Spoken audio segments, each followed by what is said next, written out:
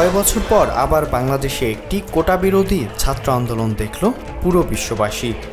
শিক্ষার্থীরা ঐক্যবদ্ধ হয়ে বৈষম্য বিরোধী ছাত্র আন্দোলনের নাম দিয়ে আন্দোলন করেছিল। সরকারি চাকরিতে কোটা ব্যবস্থায় স্থায়ী সমাধানের লক্ষ্যে এ আন্দোলন করেছিলেন তারা। কোটা সংস্কারের এক দফা দাবিতে গড়ে ওঠা এই ছাত্র আন্দোলনকে কেন্দ্র করে 16 জুলাই রাজধানীর বিভিন্ন এলাকায় সংঘর্ষ শুরু হয়।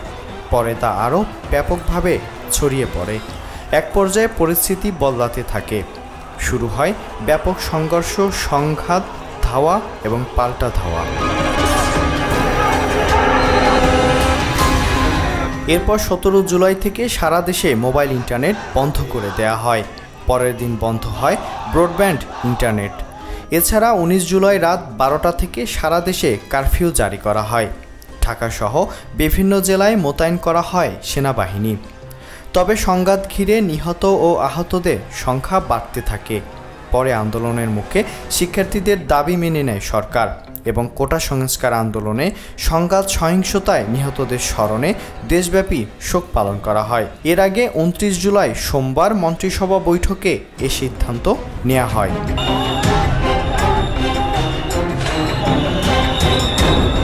এদিকে চোখে ও মুখে লাল কাপড় বেঁধে ছবি তোলা এবং ফেসবুকের প্রোফাইলে লাল কভার ফটো দিয়ে কর্মসূচি ঘোষণা করেছেন কোটা সংস্কার আন্দোলনকারীদের একাংশ।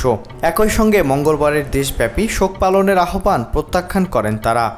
সোমবার রাতে এক বিবৃতির মাধ্যমে নতুন এক কর্মসূচি ঘোষণা করেন বৈষম্য বিরোধী ছাত্র আন্দোলনে পুলিশি হেফাজতের বাইরে থাকা সমন্বয়করা। সরকারি চাকরিতে কোটা সংস্কারের দাবি পূরণ হওয়ার পর আন্দোলন নিয়ে দোটানায় পড়েছেন শিক্ষার্থীরা। সরকার মূল দাবি মেনে নেওয়ায় একটি অংশ আর আন্দোলন অব্যাহত রাখতে চাইছেন না। তবে পরিবর্তিত প্রেক্ষাপটে নতুন দাবি নিয়ে কর্মসূচি চালিয়ে যেতে চাইছেন অন্যরা। ইতিমধ্যে আন্দোলন থেকে সরে যাওয়ার ঘোষণা দিয়েছেন কয়েকটি বিশ্ববিদ্যালয়ের শিক্ষার্থীরা। ঢাকা মহানগর পুলিশের গোয়েন্দা বিভাগের হেফাজতে থাকা অবস্থায় বৈষম্য বিরোধী ছাত্র আন্দোলনের 6 সমন্বয়ক আন্দোলন প্রত্যাহারের ঘোষণা দিয়েছেন। ডিবি হেফাজতে থাকা সমন্বয়কদের স্বজনরাও জানিয়েছেন তারা ভালো আছেন এবং তাদেরকে দিয়ে জোর করে বিবৃতি দেওয়া হয়নি। তবে আন্দোলনকারীদের অপর একটি অংশ কতিপয় ইস্যু তুলে আন্দোলন চালিয়ে যাবে বলে জানিয়েছে। প্রসঙ্গত কোটা সংস্কার আন্দোলনকে ঘিরে সারা দেশে সহিংস পরিস্থিতি সৃষ্টি হয়।